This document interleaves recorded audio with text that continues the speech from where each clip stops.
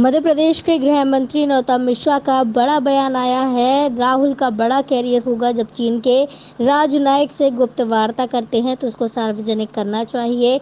दिग्विजय 10 साल सीएम रहे, उन पर तरस भी नहीं आता। वो अनुभवी है। जो सत्र निरस्त होता है उसकी सारी प्रक्रिया निरस्त हो जाती है। स्वास्थ्य मंत्री भोपाल के हैं, पूरी व्यवस्था ठीक है, बेड भी काफ़ी संख्या में है। कोरोना पेशेंट टेस्ट कराता है, रिपोर्ट आने में देरी होती है, लिहाजा अस्पताल में उसे कैसे भर्ती किया जा सकता है, रिपोर्ट आने तक कैसे भर्ती किया जा सकता है। नरोत्तम मिश्रा ने कहा कि छोटे जिलों में भी पुलिस के लिए अत्याधुनिक मकान बनाए जाएंगे। कैदियों की पेशी भी अब वर्चुअल के माध्यम से कराने पर सरकार विचार कर रही है।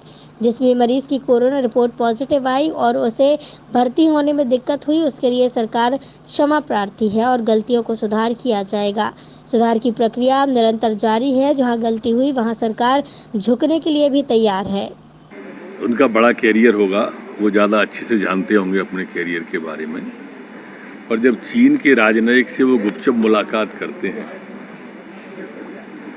और फिर चीन की बात करते हैं तो हंसी आती है। वो बड़े नेता हैं, देश की सुरक्षा से जुड़े मसलों को सार्वजनिक करने के लिए उनका खून कभी नहीं खोलता है क्या? वो जाते हैं, सुरक्षा से जुड़े मामलों पर बात कर रहे हैं, करी है तो नहीं करी है तो उन्हें कम से कम स्पष्ट तो करना चाहिए। अप्रत्यक्ष मदद की नौटंकी जो वो करते हैं ये ठीक नहीं है। देश की सुरक्षा से जुड़े मामलों को वो जिस तरह से रखते हैं मैं उसको भी ठीक नहीं मानता हूँ। ठीक है, उनका क्या कैरियर है वो जाने, देश की जनता इसको अच्छा नहीं मानती। कोई भ्रम होता होगा। कोरोना पॉजिटिव की रिपोर्ट उसके पास पहुंचने के पहले लोग लेने पहुंच जाते हैं और एक हाथ हो सकता है कि हजारों में के पास पहुंची है, एक हाथ से विसंगति हो भी सकती है, तो सुधारने योग्य होगी। इसमें क्या बुराई है? इसको मुद्दा क्यों बनाना? अभी तो हमको सुधारात्मक होना। उसने खबर दी, वहां गलती हुई, या आपने खबर दी और हमसे गलती हुई, तो गलती हम मानेंगे, हम सुधारेंगे, हम ठीक करेंगे, हम माफी मांगेंगे। हमें कोई रुचि वो नहीं है, अरुचि हमको झुकने में।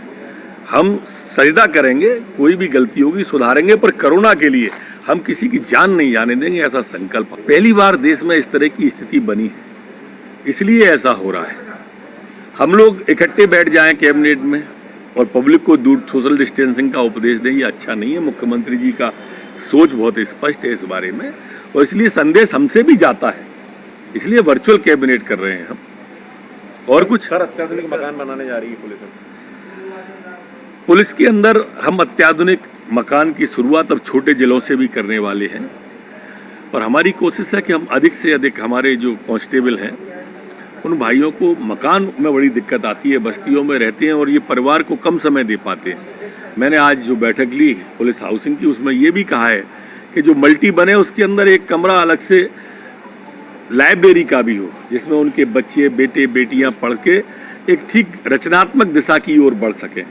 क्योंकि कई बार शिकायतें आती हैं कि वो ये समय परिवार को कम दे पाते हैं तो वो बिगड़ जाते हैं। तो सरकार की ओर से भी ये पहल हो, उस दिशा में भी हम आगे बढ़ रहे हैं। वर्चुअल रैली और वर्चुअल कैबिनेट के बाद में हम बहुत जल्दी 1-2 दिन में पेशी भी कैदियों की, जेल विभाग भी मेरे पे, इसलिए बता रहा हूँ, पेशी भी अब हम वर्चुअल ही कराने की दिशा में 1-2 दिन में निर्णय लेने। देखिए, हमारे स्वास्थ्य मंत्री जी, चिकित्सा शिक्षा मंत्री जी भोपाल के ही हैं और वो पूरी मुस्तैदी के साथ, पूरी गंभीरता के साथ इन सब चीज़ों को देख रहे हैं। कोई स्वास्थ्य व्यवस्था नहीं चरमराई है। हमारे पास अभी भी बेड एक्स्ट्रा है। हमारे पास आज भी भोपाल के अंदर बड़ी संख्या में वेंटिलेटर उपलब्ध हैं, बड़ी संख्या में आईसीयू बेड उपलब्ध हैं। इसलिए ये कहना ठीक नहीं है कि भोपाल की व्यवस्था चरमरा गई है। कोरोना पेशेंट की अपनी एक दिक्कत होती है। 2-3 बातें हैं। पहली बात तो ये कि कोरोना पेशेंट जब अपना टेस्ट कराता है तो उसकी रिपोर्ट आने में कम से कम 10 से 12 घंटे और 24 घंटे भी लग जाते हैं। तब तक अस्पताल उसको कौन सा पेशेंट मांगे, उसके सिम्टम हो सकते हैं कि उसके अंदर वो सिम्टम हो, जैसे जुकाम है या खराश है, लेकिन रिपोर्ट के पहले उसको कैसे हम सामान्य वार्ड में भेज दें और कैसे कोविड वार्ड में भेज दें। अगर मान लो वो कोविड पॉजिटिव नहीं आया और हमने कोविड पॉजिटिव में भेज दिया तो एक बैठे ठाले उस व्यक्ति की जान को संकट आ जाएगा। अथवा वो कोविड पॉजिटिव है और हमने सामान्य वार्ड में भेज दिया, तो उससे दूसरों की जान को संकट आ जाएगा। रिपोर्ट आने तक हम किन्हीं की व्यक्तियों की जान से खिलवाड़ तो नहीं। अब कांग्रेस अपना नेता, कांग्रेस ऐसा नहीं है, नया नारा नहीं आया है। कांग्रेस अंतर्द्वंद से गूंज रही है। कांग्रेस का ये संक्रमण काल है। वहां जितने भी हैं, अभी कुछ दिन पहले आदरणीय जयवर्धन जी का पोस्टर था भावी मुख्यमंत्री के रूप में, माननीय नकुलनाथ जी खुद कह ही चुके हैं। अब राजाना व्यापारी, जीतू पटवारी, मेरे को तो समझ नहीं आ रहा है। मैं तो मानता हूं कि ना पटवारी ना व्यापारी, अब की बार जनता की बारी, इस बार जनता की बारी रहेगी और जनता तय कर देगी आने वाले चुनाव में कि कांग्रेस कहां तक नीचे हाशिए पर जाएगी। पूज्य बाबा हैं, उनके चरणों को प्रणाम करता हूं। धर्म बचाने के लिए, धार्मिक मुद्दों के लिए यात्रा निकालें, अच्छा है। संत हैं, वो बहुत बड़े हैं, मैं उनका बहुत आदर करता हूं। पर अगर राजनीति करना है तो ये चोला छोड़ना चाहिए कांग्रेस अभी, और अगर ये चोला पहनना है तो राजनीति छोड़ देना चाहिए। कोई जरूरी थोड़ी है। बहुत से काम समाज सुधार के आज हैं। मेरा दोनों हाथों से पैर छीता हूं यहीं से, आपके माध्यम से आग्रह कर। हम लोगों को नसीहत देते हैं उनके बड़े नेता, कभी ट्वीट पे कभी उस पे के हम सोशल डिस्टेंसिंग का पालन नहीं कर रहे। और ये इनका जुलूस इंदौर में देखिए आप, इनके नेता जब जाते हैं तब क्या स्थिति कर देते हैं। पर उपदेश कुशल बहुतेरे, उपदेश हमेशा दूसरों के लिए होते हैं, ऐसे वो उपदेश हमें देते हैं। ये कोरोना काल है आज की। देखिए, किसी पार्टी पर संकट नहीं है, ये किसी जाति पर संकट नहीं है, किसी धर्म पर संकट नहीं है। कोरोना का संकट देश पर है, प्रदेश पर है, शहरों पर है, गांव पर है, बस्ती पर है। अभी तो हमारा ध्यान एक तरफ होना चाहिए।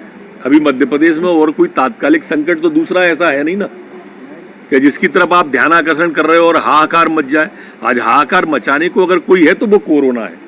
और इस समय तो आपके देखो, हमारे डंडे अलग हो सकते हैं, हमारे झंडे अलग हो सकते हैं, हमारे एजेंडे अलग हो सकते हैं, पर जब प्रदेश पे संकट आए तब तो हम एक हो सकते हैं। क्यों नहीं हो रहे? थोड़ा सोचो। आज कैबिनेट तक वर्चुअल हो रही है, सारी मीटिंगें वर्चुअल हो रही हैं, कोरोना की बैठक वर्चुअल हो रही है। कृपा करो, कभी तो प्रदेश की सोचो कांग्रेस वालों। दिग्विजय सिंह जी 10 साल तक मध्य प्रदेश के मुख्यमंत्री रहे। अब मैं ये तो नहीं कहता कि उन पर मुझे तरस आता है, या क्योंकि वो योग्य व्यक्ति हैं, उम्र भी है, उम्र दराज भी है, अनुभवी भी हैं। मैं उनके सामने बहुत छोटा हूँ, शून्य के बराबर ही हूँ। पर इतना मेरी, जहाँ तक मेरी बुद्धि है छोटी सी, उसमें यह आता है कि जो सत्र निरस्त होता है उसकी पूरी प्रक्रिया निरस्त हो जाती है, उसके सारे प्रश्न निरस्त हो जाते हैं। ध्यानाकर्षण, शून्यकाल, स्थगन जो भी होता है उस सत्र का सभी निरस्त हो जाता है। जब सब निरस्त हो जाता है तो ये कैसी प्रतिक्रिया है उनकी? कभी अंतर्मुखी होकर भी सोचना चाहिए। लॉकडाउन के दौरान राजधानी